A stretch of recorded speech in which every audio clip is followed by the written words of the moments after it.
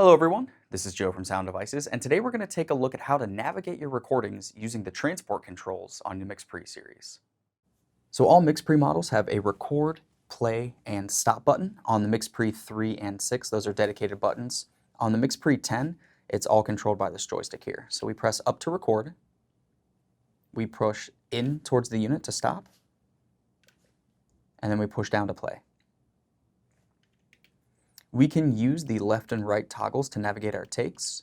On the other two MixPre models, you would have to enter the take list to do that.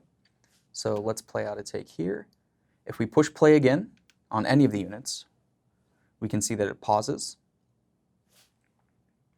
If we push in on the headphone encoder, we're going to enter audio scrub mode.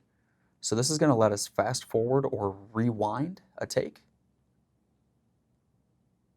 And it goes up to 16 times. So I'll put down a few cue points in this take as well. We can use the left and right arrows here to navigate our cue points. So I'll show you that. So let's play out this take. Let me push over. See, it took us to cue point 1. Push over again, takes us to cue point 2. Let's say we want to go back to cue point 1.